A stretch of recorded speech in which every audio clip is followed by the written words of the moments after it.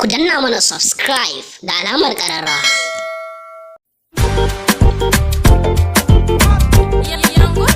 Come Kid the boy.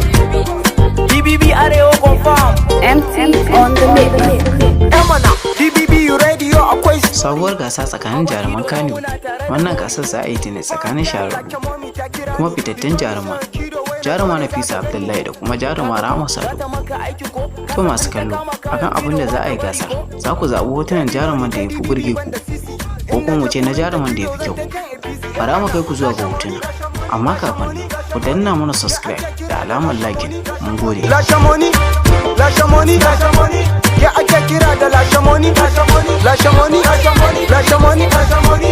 Ya ake kira da Lashamoni, Lashamoni, Lashamoni, Lashamoni, Lashamoni. Ya ake kira da Lashamoni. Kido no be light tana da yan samari just kar ka manta wannan gaidin na fa ba ta moni. Kawai ka bata, ni Kido zana ganta. So nake na samu phone number wata kawanta. Haba fa Kido kar ka sa ta kashe kanta just ka san mace ce kuma rauni bagare ta. Jiya ta kira ni ma bata da hoda. Wani zo cikin Republic ne mata oda. Okay, na tina yadda na da Land Rover but tana yawan kira na wai in zo in ba ta roba. Haba DBB maga ke take easy.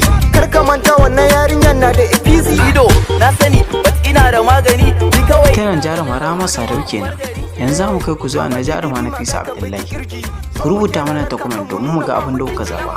Kar ku manta jama'a, kuna tare da tashar ku ta Kukan Arewa TV. Ku danna mana subscribe da alamar like.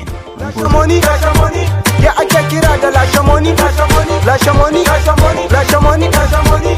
Ya ake kira da Lashamoni, Lashamoni, Lashamoni, Lashamoni, Lashamoni.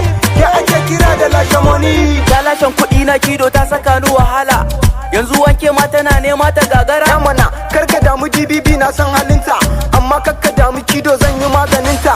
Kido just ka manta amma sai na ɗauki fansa. This girl ta yi min abin da ya wuce in manta. Yamana, na gaya ma, ai ni ma sai na rama bot. Amma karka damu na ga gayan da ta kama.